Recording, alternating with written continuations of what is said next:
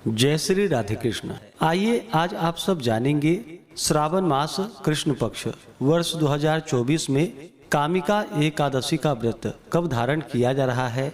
तो जानेंगे व्रत के शुभ मुहूर्त के बारे में, व्रत का पारण कब और किस चीज से किया जाएगा, इस दिन क्या करना चाहिए नहीं करना चाहिए। तो आइए जानते हैं इन सबों के बारे में। ऐसे ही ज्ञानवर्धक जानकारियाँ प्राप्त करते रहने के लिए, व्रत पूजा के बारे में जानने के लिए, कथा को सुनने के लिए चैनल पे अगर आप पहली बार आए हैं तो चैनल को लाल बटन दबा करके सब्सक्राइब करें, साथ में बेल आइकन घंटी को दबाएं ताकि आने वाली वीडियो का नोटिफिकेशन आपको समय से मिलता रहे। आप सभी भक्तों को श्रावण मास की कामिका एकादशी व्रत की ढेर सारी शुभकामनाएं। आप सभी के जीवन में लक्ष्मी नारायण की कृपा से आप सभी को सभी प्रकार के सुख और समृद्धि की प्राप्ति हो। श्रावण मास कृष्ण पक्ष की एकादशी को इसे कामिका एकादशी और कामदा एकादशी के भी नाम से जाना जाता है। कामिका एकादशी के व्रत में इस दिन विशेष प्रकार से भगवान विष्णु का, माता लक्ष्मी का, भगवान शालिग्राम का और भगवान शिव जी का पूजन करना चाहिए। कामिका एकादशी व्रत के दौरान, जो कि 4 महीनों के लिए भगवान विष्णु योग निद्रा में चले जाते हैं, तो इस दौरान इनका कार्यभार भगवान शिव जी के ऊपर होता है और श्रावण का महीना भगवान शिव को अति प्रिय होता है। तो इस महीने में भगवान विष्णु, माता लक्ष्मी के साथ साथ भगवान शिव जी का पूजन करना चाहिए और कामिका एकादशी के व्रत में भगवान शालिग्राम का भी पूजन करना चाहिए। इससे व्यक्ति के सभी प्रकार के पापों का नाश होता है। इस व्रत के प्रभाव से व्यक्ति के हर बिगड़े काम बनते हैं। व्रत करने से उपासकों के साथ साथ उनके पितरों के कष्ट भी दूर हो जाते हैं और उपासकों को मोक्ष की प्राप्ति होती है। संसार सागर तथा पापों में फंसे हुए मनुष्यों को इनसे मुक्ति के लिए कामिका एकादशी का व्रत अवश्य ही करना चाहिए। इस एकादशी व्रत को करने से और कथा को सुनने से, जो कि वाजपेयी यज्ञ का पुण्य फल प्राप्त होता है। कामिका एकादशी के उपवास में शंख चक्र गदाधारी भगवान विष्णु का पूजन होता है। जो मनुष्य इस एकादशी को धूप दीप नैवेद्य आदि से भगवान विष्णु की पूजा करते हैं, उन्हें गंगा स्नान के फल से भी उत्तम फलों की प्राप्ति होती है। सूर्य ग्रहण और चंद्र ग्रहण में केदार और कुरुक्षेत्र में स्नान करने से जिस पुण्य की प्राप्ति होती है, वह पुण्य कामिका एकादशी के दिन भगवान विष्णु की भक्ति पूर्वक पूजा करने से प्राप्त हो जाता है। आभूषणों से युक्त बछड़ा सहित गौदान करने से जो फल प्राप्त होता है, वह फल कामिका एकादशी के उपवास से प्राप्त हो जाता है। जो उत्तम द्विज श्रावण मास में कृष्ण पक्ष की कामिका एकादशी का व्रत उपवास करते हैं तथा भगवान विष्णु की पूजा करते हैं, उनसे सभी देव, नाग, किन्नर, पितृ आदि की पूजा हो जाती है। इसलिए पाप से डरने वाले व्यक्तियों को विधि विधान सहित इस व्रत को अवश्य ही करना चाहिए। संसार सागर तथा पापों में फंसे हुए मनुष्यों को इनसे मुक्ति के लिए कामिका एकादशी का व्रत करना चाहिए। कामिका एकादशी की रात्रि को जो मनुष्य जागरण करते हैं और दीपदान करते हैं, उनके पुण्य को लिखने में चित्रगुप्त भी असमर्थ होते हैं। तो आइए जानते हैं श्रावण मास कृष्ण पक्ष की कामिका एकादशी व्रत के शुभ मुहूर्त और पारण समय के बारे में। पारण कब और किस चीज से किया जाएगा। श्रावण मास कृष्ण पक्ष की एकादशी तिथि प्रारंभ समय 30 जुलाई 2024 दिन मंगलवार शाम 4:46 और एकादशी तिथि की जो समाप्ति है वह 31 जुलाई 2024 दिन बुधवार दोपहर 3:57 पे एकादशी तिथि की समाप्ति है। तो हमें शुद्ध रूप से जो एकादशी व्रत के लिए समय प्राप्त हो रहा है, सभी भक्तजन 31 जुलाई बुधवार के दिन व्रत को धारण करेंगे। द्वादशी तिथि की जो समाप्ति है वह 1 अगस्त 2024 दिन गुरुवार दोपहर 3:30 पे द्वादशी तिथि की समाप्ति है। व्रत का पारण जो किया जाता है, यह पारण हरिवासर समाप्त होने के बाद करना चाहिए। हरिवासर का समय द्वादशी तिथि का पहला चौथाई हिस्सा हरिवासर का होता है। तो पारण सभी भक्तजन 1 अगस्त 2024 दिन गुरुवार को व्रत का पारण करेंगे।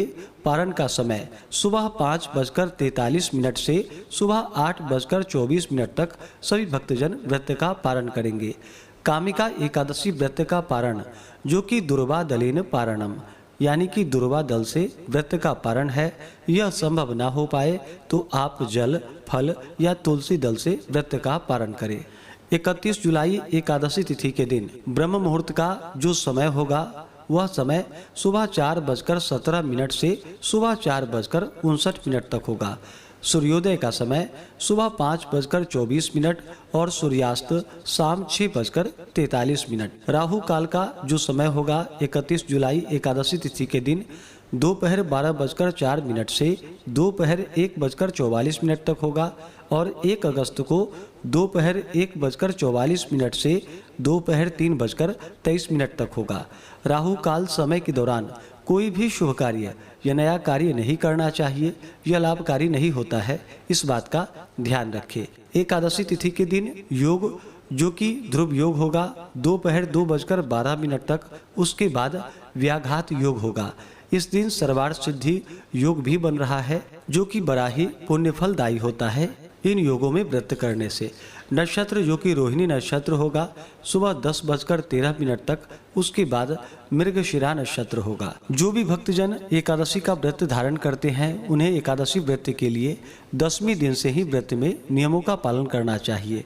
10वीं तिथि के दिन सूर्यास्त होने से पहले ही भोजन ग्रहण कर लेनी चाहिए।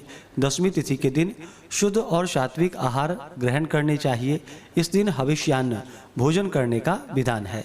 तो 10वीं तिथि के दिन जौ, मूंग, गौघृत, काली मिर्च, शर्करा आदि का प्रयोग करके भोजन ग्रहण करना चाहिए 10वीं तिथि के दिन।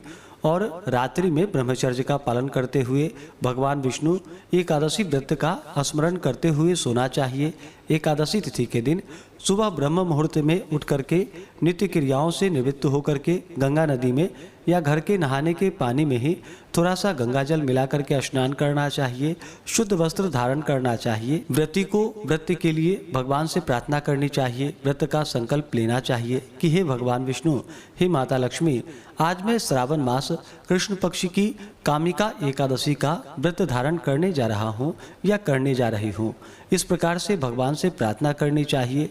इस दिन भगवान का पूरे विधि विधान के साथ इनका जल से अभिषेक करना चाहिए, पंचामृत से अभिषेक करना चाहिए। भगवान विष्णु को इस दिन विशेष प्रकार से गौ दुग्ध अवश्य ही चढ़ाना चाहिए। साथ ही भगवान शिव, भगवान शालिग्राम को भी गौ दुग्ध चढ़ाना चाहिए। इसके बाद फिर शुद्ध गंगा जल से स्नान करवाए, भगवान को वस्त्र अर्पित करे, यज्ञोपवीत अर्पित करे, भगवान विष्णु को काले तिल चढ़ाएं, तुलसी दल अर्पित करे। भगवान विष्णु को अक्षत नहीं चढ़ाया जाता है, इस बात का ध्यान रखें। भगवान विष्णु को, भगवान शालिग्राम जी को अक्षत ना चढ़ाएं, अक्षत की जगह उन्हें काले तिल अर्पित करें। भगवान शिव जी को आप अक्षत अर्पित कर सकते हैं। उसके बाद चंदन पुष्प भगवान को अर्पित करें, फिर धूप और दीप दिखाएं। अनेक प्रकार का नैवेद्य, ऋतुफल आदि इस मौसम में जो भी प्राप्त हो भगवान को अर्पित करें। नैवेद्य के बाद जल से आचमनी करवाए। मुख शुद्धि के लिए पान पत्र, सुपारी, लौंग, इलायची के साथ में अर्पित करें। द्रव्य दक्षिणा चढ़ाए। इसके बाद फिर कामिका एकादशी व्रत का कथा श्रवण करनी चाहिए, भगवान की आरती करनी चाहिए। इस दौरान भगवान विष्णु के स्तोत्र आदि का पाठ, पुरुषोक्त आदि का पाठ या श्रवण करना चाहिए। एकादशी व्रत के दौरान ओम नमो भगवते वासुदेवाय या श्री कृष्ण गोविंद हरे मुरारी आदि नाम मंत्रों का जप करना चाहिए। इससे भगवान विष्णु अपने भक्तों पर अति प्रसन्न होते हैं। इस प्रकार से एकादशी तिथि के दिन सुबह और शाम के वक्त पूजन करना चाहिए, कथा श्रवण करनी चाहिए, भगवान की आरती करनी चाहिए। एकादशी की रात्रि जागरण करते हुए समय को व्यतीत करना चाहिए और द्वादशी तिथि की सुबह उठ करके स्नान करके शुद्ध वस्त्र धारण करके भगवान का पूजन और आरती कर ले।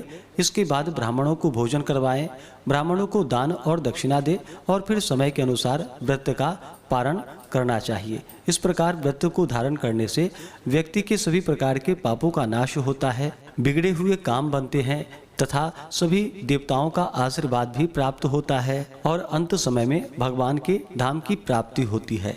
तो आशा करता हूँ कि यह जानकारी आपको अच्छा लगा हो। ऐसे ही ज्ञानवर्धक जानकारियाँ प्राप्त करते रहने के लिए, व्रत पूजा के बारे में जानने के लिए, कथा को सुनने के लिए चैनल पे अगर आप पहली बार आए हैं तो चैनल को लाल बटन दबा करके सब्सक्राइब करें, साथ में बेल आइकन घंटी को दबाएं ताकि आने वाली वीडियो का नोटिफिकेशन आपको समय से मिलता रहे। वीडियो को लाइक करें, शेयर करें। सुखी रहें और स्वस्थ रहें। जय श्री राधे कृष्ण। धन्यवाद।